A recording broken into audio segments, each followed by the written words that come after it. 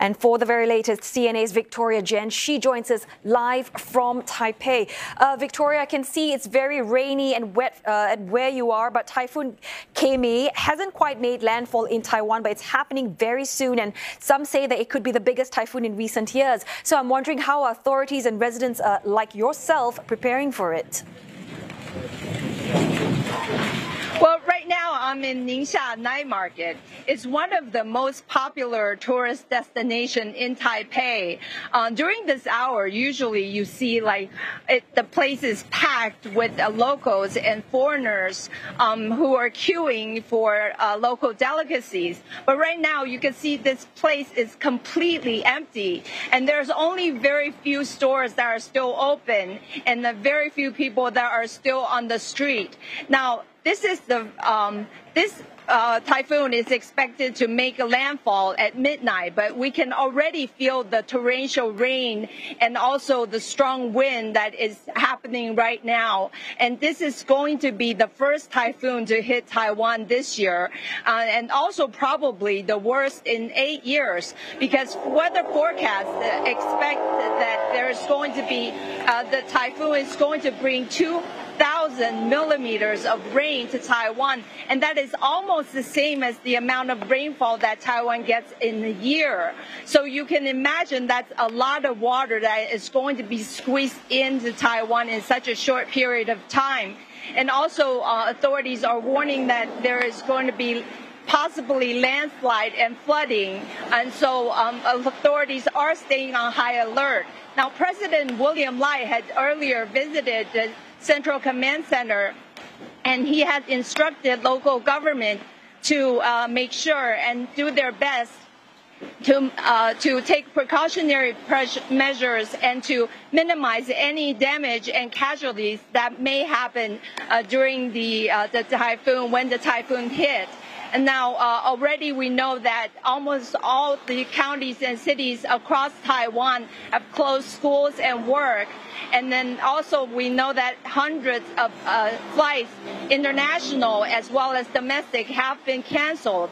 And also we know that hundreds and thousands of residents have been evacuated from low-lying areas as well as mountainous areas. And so right now, the authorities are urging the public to stay vigilant, to stay indoor, and try to make as much preparation as they possibly can to avoid damage and also possibly casualties. Now, Victoria, you've mentioned that a lot of water is going to be squeezed in a short period of time, and we know that these typhoons can be destructive. But what's also interesting is that Taiwan actually relies on them as well. Tell us more about that. You're right. Actually, Taiwan's lifeline is typhoon, because study actually shows that 70% of Taiwan's water supply comes from typhoon. Now, according to official data, it shows that Taiwan experiences an average of 5 typhoons a year. So it requires that many typhoons to get enough supply of water.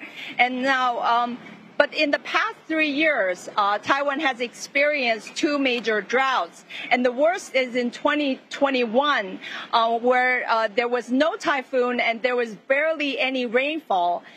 Many reservoirs were almost empty. And that had a huge impact, not only on the people, but also on industries as well. And we know that semiconductor industry is the backbone of Taiwan's economy. And the semiconductor sector it's very water intensive. Now, TSMC, for example, it requires the use of 156,000 tons of water a day to make chips.